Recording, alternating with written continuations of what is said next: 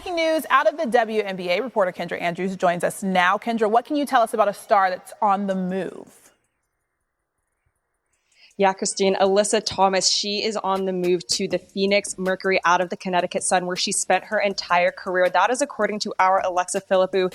Now, Alyssa Thomas entered this offseason as an unrestricted free agent, but after she was cored by Phoenix, that means the only way she could leave was via a trade, but she did get to ultimately sign off on her destiny. Did the WNBA just witness one of the most game-changing trades of the season? Alyssa Thomas leaving the Connecticut Sun was already shocking, but what this move means for Satou Sabally and the Indiana Fever is absolutely insane. To really explore and test free agency for the first time in her career. Yeah.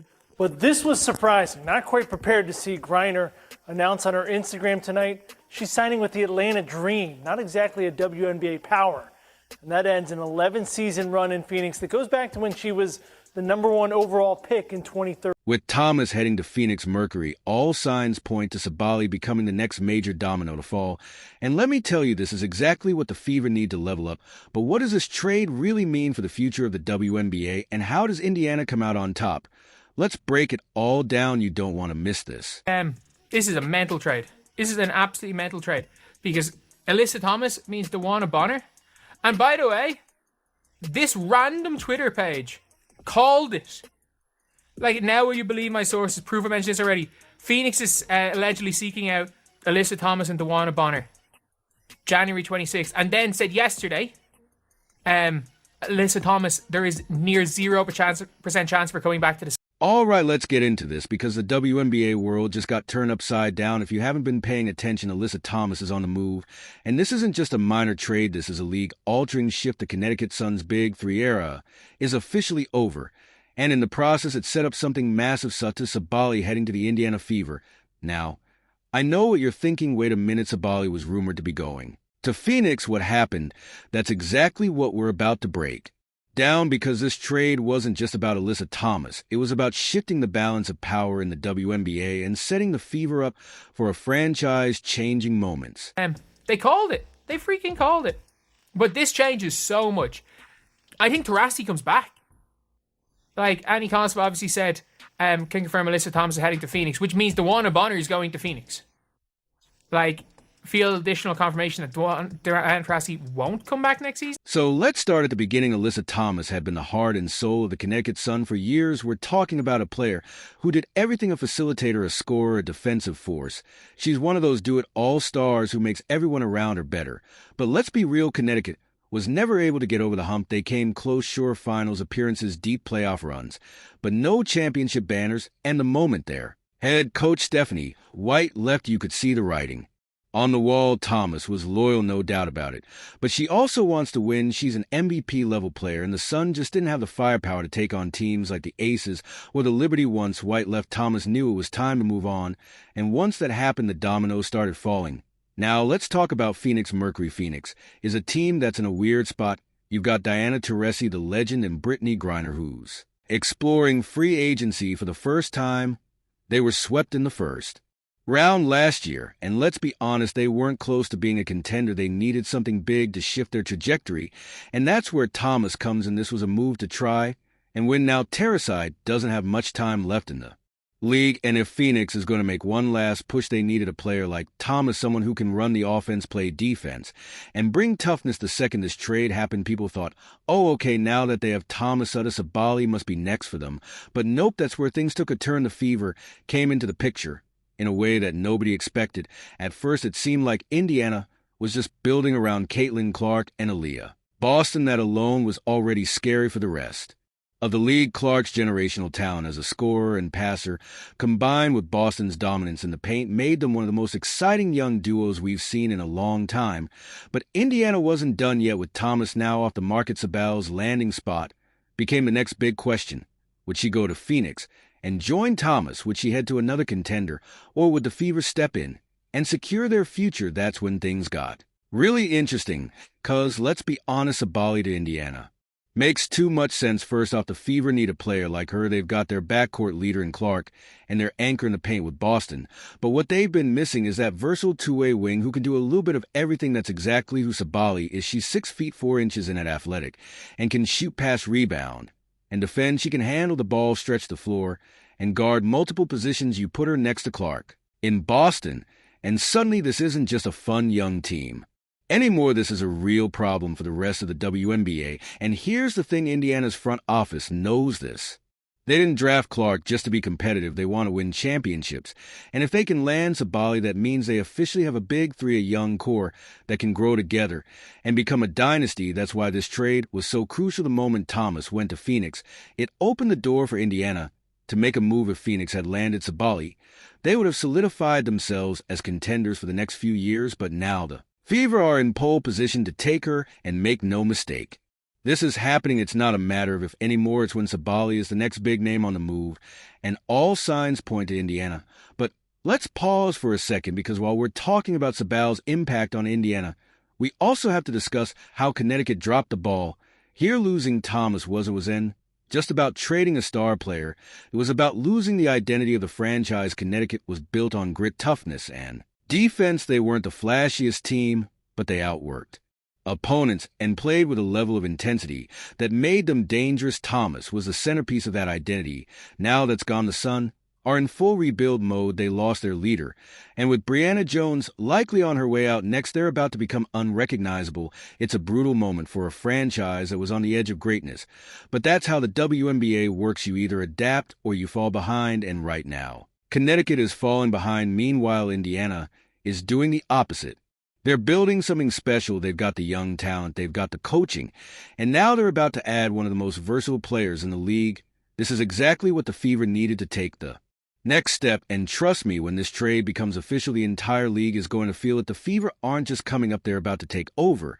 And this is only the beginning. Now that we've broken down how Alyssa Thomas's move to Phoenix set off a chain reaction, let's talk about why Satou Sabally joining the Indiana Fever changes everything.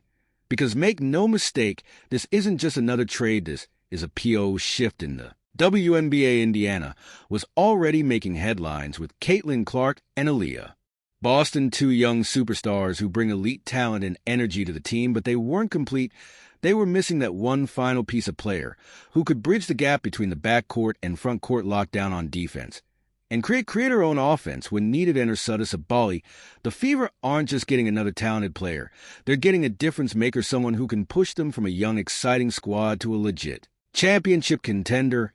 And if you don't believe me, let's break it down what Satou Sabally brings to Indiana. First off, let's talk about why Sabally is such a perfect fit for the Fever. She's a 6 feet 4 inches and forward who can do it all: shoot, handle the ball, pass, rebound, and defend at a high level. The WNBA doesn't have a lot of players with her blend of SI athleticism and skill set. That's why she's so valuable. Think about the teams that have won championships. In recent years, they all have versatile wings who can play multiple positions, switch on defense, and score in different ways. That's exactly what Sabally brings. And when you add her to Indiana's core, it's a perfect match. Let's start with Caitlin Clark. Clark is an elite scorer and playmaker. She's going to draw a ton of defensive attention, which means the Fever need players who can capitalize on the space she creates. Sabally is one of those players. She can run the floor spot up for threes, attack off the dribble, and finish in transition. She gives Clark another dynamic target to find with her passing, making the Fever's offense even harder to guard. But here's where it gets really dangerous. Sabally isn't just a scorer. She can facilitate the offense too. If Clark is being trapped or pressured, Sabally can take the ball and initiate plays herself. That kind of versatility is invaluable in a playoff setting. And then there's Aaliyah Boston. Boston is a force in the paint, but like any dominant big, she needs space to operate. If defenses can clog the lane, it makes her life much harder. That's why having a stretch forward like Sabally is a game changer. Sabally's ability to hit outside shots forces defenses to respect her on the perimeter, which means they can't just collapse on Boston inside.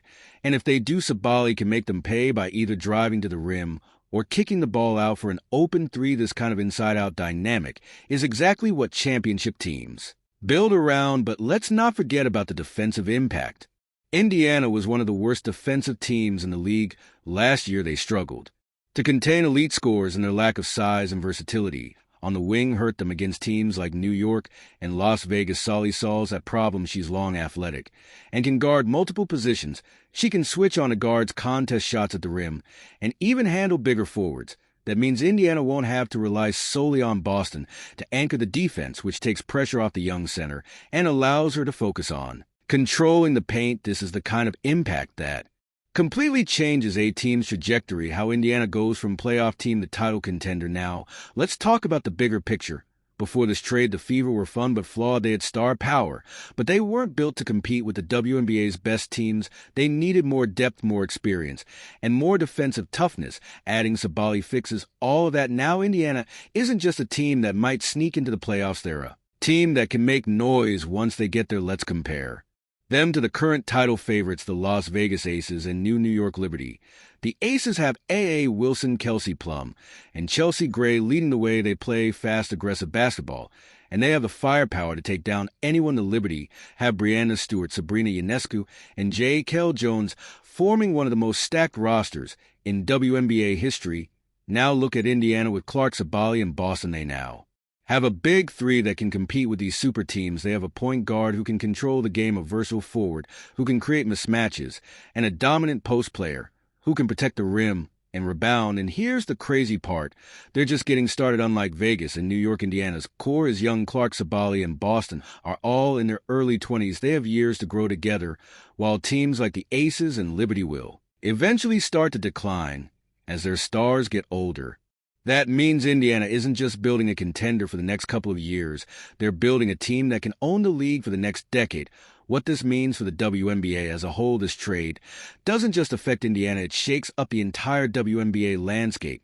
For starters, it weakens Dallas Sabally's former team. The Wings were hoping to build around her, but now they have to restructure their entire approach. Losing a player like Sabally makes them less of a threat in the Western Conference, which helps teams like Phoenix and Las Vegas. It also hurts Connecticut even more. The Sun already lost Alyssa Thomas, and now they have to watch another star go elsewhere. This puts them in full rebuild mode, meaning the Eastern Conference just got a little easier for Indiana. And then there's the impact on free agency when players see what's happening in Indiana. They're going to want to be part of it. Superstars don't just look for money. They look for teams that have a real chance to win titles. If the Fever become the new hot team, we could see even more talent gravitate toward them in the coming years. That's how dynasties are built. This isn't just a trade, it's the start of something special. Indiana Fever went from being a team with potential to a team with a real chance to dominate the league. Satou Sabally is the perfect missing piece. She gives them scoring, defense, versatility, and experience, everything they need to take the next step. And with Clark, Boston, and Sabally together, the rest of the WNBA better be on high alert, because the Fever aren't waiting for the future anymore. The future is now. So there you have it. Alyssa Thomas to Phoenix was just the beginning, and now Satou Sabally to Indiana is about to shake up the entire league. What do you think? Is Indiana a legit contender now? And can Phoenix actually compete for a title? Drop your thoughts in the comments and let's debate. And don't forget, if you love WNBA news, trades, and in-depth breakdowns, make sure to like this video, subscribe to the channel, and turn on notifications so you never miss a drop. Until next time, stay locked in, and let's keep the conversation going.